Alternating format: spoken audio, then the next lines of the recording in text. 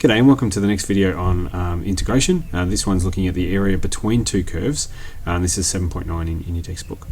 Now I'll give you the short version of the video, and then the long version can come a little bit later. So the short version is the area calculated between two curves, or the area between two curves is always calculated by the integral of the top curve minus the bottom curve between two intervals.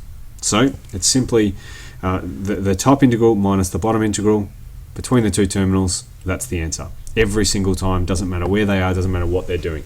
Unless they cross over each other, which we'll do with a little bit later, but if they don't cross over each other, that's exactly what it is every single time. Okay? So you can go away and do all the exercises if you want to now. Now, for the longer version, let me give you three examples that it can happen, or three ways that it can happen.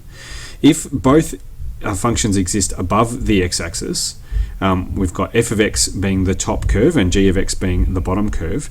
To work out the area of this, we work out f of x, which is all of this area here. Okay, maybe I'll just do it in blue. There we go. All of that area there minus all of this area here, and maybe I'll do that in green so that you can see it. All of this area in here. When you just simply do the shapes of those graphs, all the blue minus all of the green will give you the black, which is what you actually want. So to work out the area of those things, I do the area of f of x minus the area of g of x between the 2 points of 0 and a in this case. So again, it's the top minus the bottom. Okay, so the integral of the top minus the bottom between a and 0. Okay, let's look at when both of the functions are actually below the x-axis. In this case, I still want to get the area between f of x and g of x, but and I do need to do the top minus the bottom. That's always true, but let me just explore how that might look. So what I'm going to do is I'm going to say f of x, which is going to be in the green. So f of x, the area bounded by the curve and the axis, is f of x there. And let's have a look at the area bounded by g of x and the x-axis. That's going to be this one up here. Now if I do that green bit there minus this black bit here, because of the double negatives and things, I'm actually going to be left with just that blue bit in there. Okay, so I mean, hopefully you can see that. If you can't, maybe you can draw it out yourself, but eventually, like the formula crunches down to f of x, the top one here, minus g of x, which is the bottom one there, between 0 and a, and we get the final answer. Okay. The last example is when they cross the x-axis. Both functions seem to cross the x-axis in some way. Again, it's still the top minus the bottom. This one is actually a little bit trickier to prove because I'm going to have to deal with this area over here and this area over here. It's a little bit trickier. I can prove this to you in class if you want to, but for this point, maybe just take my word for it that it's the top one there minus the bottom one there. Between those 2 points will give you the exact answer of what we're looking for.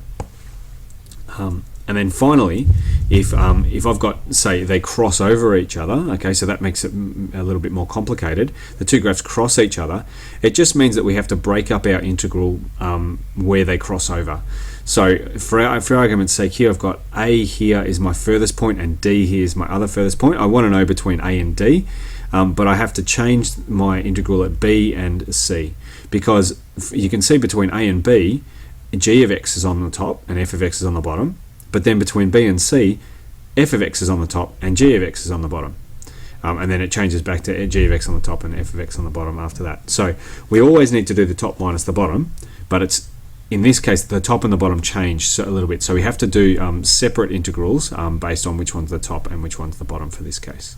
Okay, so the short version of this is it's always the top graph minus the bottom graph. The long version is that in all these three cases here, or it might have even been 4 cases, it's always the top minus the bottom, and that will give you the correct answer for these. Okay, so hopefully now you can go away and do some exercises from 7.9, and this will be probably the second last video. There might be one more after this one, which is sketching derivative graphs, but this is kind of the set of the ones based on integration and getting the area and all that sort of thing. So thanks for watching, and I'll see you next time.